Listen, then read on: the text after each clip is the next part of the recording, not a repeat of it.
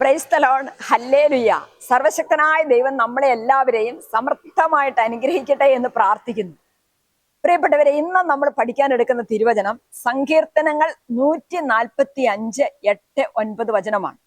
അതിപ്രകാരമാണ്: കർത്താവ് കൃപാലുവും കരുണാമയനും ക്ഷമാശീലനും സ്നേഹസമ്പന്നനുമാണ്. കർത്താവ് എല്ലാവർക്കും നല്ലവനാണ്. തൻ്റെ സൃഷ്ടിയുടെ മേൽ അവിടുന്ന് കരുണ ചൊരിയുന്നു. ദൈവത്തിന്റെ 4-5 പ്രത്യേകതകൾ, ദൈവത്തിന്റെ സ്വഭാവത്തിന്റെ പ്രത്യേകതകൾ പറയാണ്. ദൈവം കൃപാലുവാണ്, കരുണാമയനാണ്, ക്ഷമാശീലനാണ്, സ്നേഹസമ്പന്നനാണ്, എല്ലാവർക്കും നല്ലവനാണ്. എല്ലാ സൃഷ്ടിയുടെ മേലും ദൈവം തന്റെ കരുണ എപ്പോഴും ഒഴുക്കിക്കൊണ്ടിരിക്കുകയാണ്. പ്രഭാഷകൻ 23:19 നമ്മളിങ്ങനെ വായിക്കുന്നുണ്ട്: കർത്താവിന്റെ കണ്ണുകള് സൂര്യനേക്കാൾ 10,000 മടങ്ങ് പ്രകാശമുള്ളതാണെന്ന് അവൻ അറിയുന്നില്ല. അവിടുന്ന് മനുഷ്യന്റെ എല്ലാ മാർഗങ്ങളും നിരീക്ഷിക്കുകയും നിഗൂഢ സ്ഥലങ്ങൾ കണ്ടുപിടിക്കുകയും ചെയ്യുന്നു.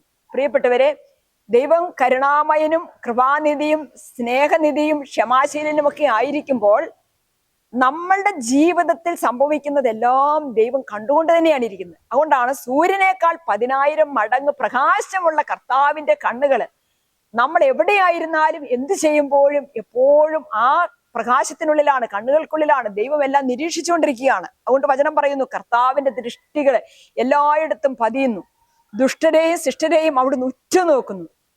ആകയാൽ പ്രിയപ്പെട്ടവരെ, ദൈവത്തിന്റെ കരുണ നിമിത്തം, ദൈവത്തിന്റെ സ്നേഹം നിമിത്തം നമ്മൾ ആരും നശിച്ചു പോകാതിരിക്കാൻ ദൈവം എല്ലാം അറിയുമ്പോഴും നമുക്ക് മാനസാന്തരത്തിലേക്ക് വരാൻ, നന്മയിലേക്ക് വരാൻ ദൈവം അവസരം ഒരുക്കി തരികയാണ്. നമ്മൾ വിചാരിക്കും ചിലപ്പോൾ ദൈവം അത് അറിയുന്നില്ല, ദൈവം അത് കാണുന്നില്ല. പക്ഷെ ദൈവം എല്ലാം അറിയുന്നു, ദൈവം എല്ലാം കാണുന്നു. എല്ലാ ശിഷ്ടന്റെ മേലും ദുഷ്ടന്റെ മേലും ദൈവം എപ്പോഴും അവിടുത്തെ ക്ഷമയും കരുണയും നിരന്തരമായിട്ട് വർഷിച്ചുകൊണ്ടിരിക്കുകയാണ്.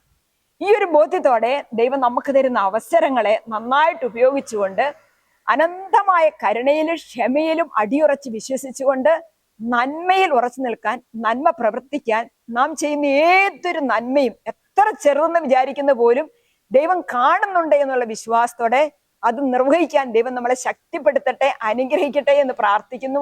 ആമേൻ, ഹല്ലേലൂയ.